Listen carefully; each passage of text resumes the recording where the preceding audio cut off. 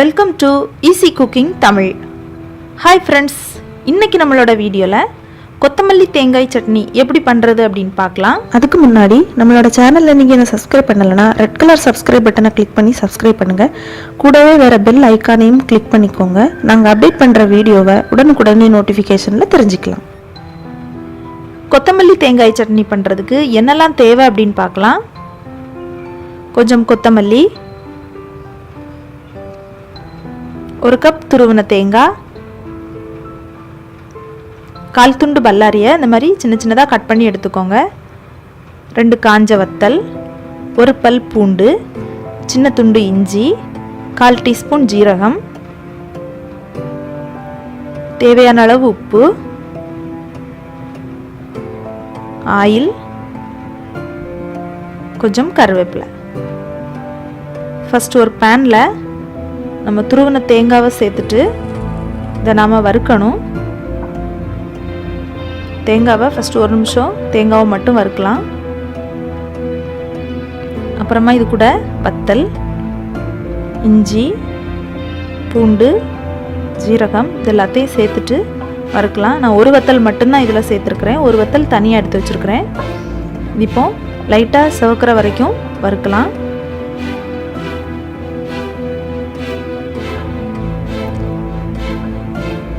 லைட்டாக செவந்த பிறகு தான் நம்ம கொத்தமல்லியை உள்ளே சேர்க்கணும். பாருங்கள், இப்போ செவந்திருக்கு. இந்த டைமில் நம்ம கொத்தமல்லியை உள்ளே சேர்த்துட்டு இதை மறுபடியும் வறுக்கலாம். ஏன்னா கொத்தமல்லி சீக்கிரமாகவே வதங்கிரும். அதனால் நம்ம இந்த டைமில் சேர்த்தோம் அப்படின்னா தான் கரெக்டாக இருக்கும். பாருங்கள், இப்போ தேங்காய் நல்லா செவந்திருக்கு. இனி நம்ம இதை எடுத்து ஒரு பிளேட்டில் ஆற வச்சிடலாம். இதை ஆறின பிறமா மிக்ஸி ஜாரில் ட்ரான்ஸ்ஃபர் பண்ணிவிட்டு இதை அரைச்சி எடுத்துடலாம்.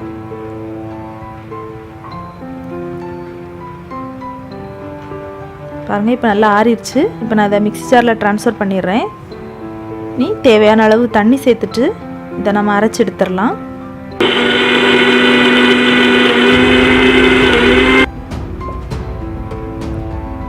அவ்வளோதான், பாருங்கள் தேங்காய் நல்லா அரைஞ்சிருக்கு. இனி நாம் ஒரு பேனில் கொஞ்சம் ஆயில் சேர்த்துக்கலாம். நான் தேங்காய் எண்ணெய் எடுத்துருக்கிறேன். நீங்கள் என்ன ஆயில் யூஸ் பண்ணுவீங்களோ அதை சேர்த்துக்கலாம். இனி வத்தலை 2ஆக கட் பண்ணி உள்ளே சேர்த்துக்கோங்க. கூடவே கருவேப்பிலையும் உள்ளே ஆட் பண்ணிக்கலாம். கருவேப்பிலை நல்லா பொரிஞ்சதும் பல்லாரியை உள்ளே சேர்த்துடலாம். லைட்டாக உப்பு சேர்த்துக்கோங்க, பல்லாரி சீக்கிரமாகவே வதங்கிடும். பல்லாரி நல்லா பொன்னிறம் ஆறது வரைக்கும் வறுத்துக்கோங்க. அப்போ தான் டேஸ்ட் ரொம்ப நல்லாயிருக்கும் சட்னிக்கு.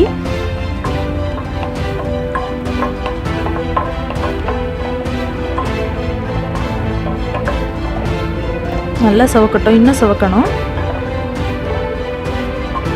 பாருங்கள், இந்த அளவுக்கு செவந்த பிறமா நம்ம தேங்காவை உள்ளே சேர்த்துடலாம்.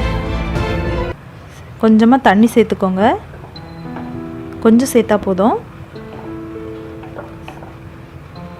தேவையான அளவு உப்பு சேர்த்துக்கலாம்.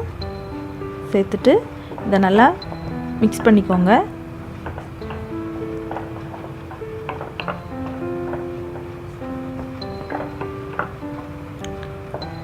அவ்வளோதாங்க, நம்மளுடைய கொத்தமல்லி சட்னி ரெடி ஆயிடுச்சு. நம்ம சாதா கொத்தமல்லி நிறைய சேர்த்து பண்ணுவோம், அது ஸ்மெல் எல்லாருக்கும் பிடிக்காது. அந்த மாதிரி ஸ்மெல் பிடிக்காமல் இருக்கிறவங்க நீங்கள் இந்த மாதிரி சட்னி வச்சு ட்ரை பண்ணுங்கள். இதில் ரொம்ப ஸ்மெல் தெரியாது, இது சாப்பிட்றதுக்கும் நல்லாயிருக்கும். பொதுவாக சின்ன குழந்தைங்க ரொம்ப கொத்தமல்லி சட்னி சாப்பிட மாட்டாங்க. அப்படி சாப்பிடாத குழந்தைங்களுக்கு நீங்கள் இந்த மாதிரி ட்ரை பண்ணுங்கள் வீட்டில். நிச்சயமாக எல்லோரும் நல்லா சாப்பிடுவாங்க. ஏன்னா இதில் ஸ்மெல் ரொம்ப தெரியாது. அதுலேயே நாம் தேங்காய் எண்ணெய் சேர்த்து பண்ணியிருக்கிறதுனால இன்னும் அது மனம் நல்லாயிருக்கும். இந்த வீடியோ உங்களுக்கு பிடிச்சிருந்தா லைக் பண்ணுங்கள், மறக்காமல் உங்கள் ஃப்ரெண்ட்ஸுக்கு ஷேர் பண்ணுங்கள், எங்களுடைய சேனலை சப்ஸ்கிரைப் பண்ணுங்கள். நன்றி.